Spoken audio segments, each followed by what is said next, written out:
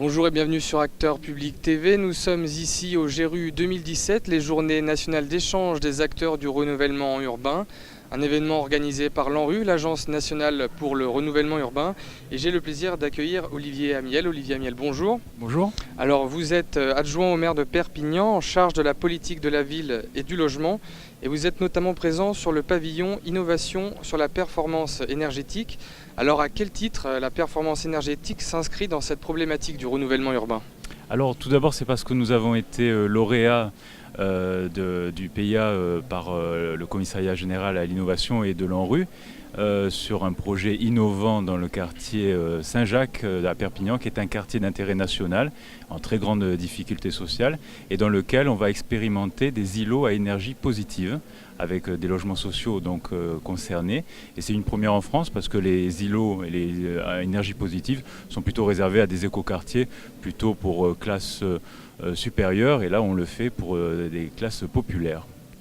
D'accord, alors le nouveau programme de renouvellement urbain insiste notamment sur la co-construction et sur l'implication citoyenne. Comment est-ce que vous faites pour associer les habitants à vos travaux ?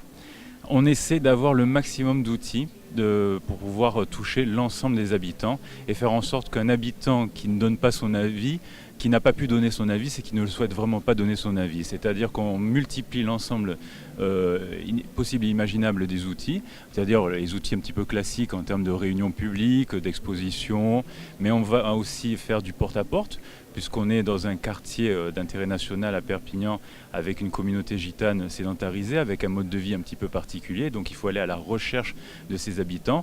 On multiplie aussi les outils avec un outil de concertation numérique, avec une carte Gulliver où des enfants et même des adultes peuvent s'exprimer sur un plan gigantesque du quartier sur ce qu'ils voudraient faire.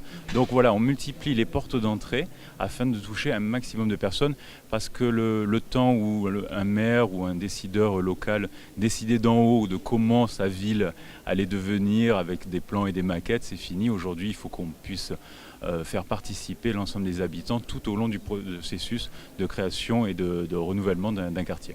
Alors vous venez d'évoquer ce quartier un petit peu difficile de Perpignan. Vous intervenez également sur un autre atelier, du musée au quartier, du quartier au musée. Est-ce que vous pouvez évoquer pour nous ce que vous avez mis en place concrètement en termes de mixité fonctionnelle ? Bien, on va présenter le bilan qui est très positif dans le premier PNRU pour Perpignan et dans ce quartier, qui était de la Casa Musicale. C'est un équipement culturel où se mélange, où se côtoie l'ensemble des classes de la population, l'ensemble des communautés, l'ensemble des quartiers, sous le prisme de la culture. Il y a des ateliers culturels, il y a des studios d'enregistrement, il y a des salles de répétition, etc. Et donc du coup, vous avez aussi bien des gens qui viennent du pavillonnaire au fin fond de la ville assister à un cours de chorale, que des groupes de rumba catalane, qui est la musique gitane locale, et qui se côtoient. Parce qu'il est évident qu'on le voit vraiment d'une manière très prononcée à Perpignan, que quand on a une communauté, par exemple comme la communauté gitane, qui a des modes de vie un petit peu différents, la mixité sociale est très difficile à créer en termes d'habitat.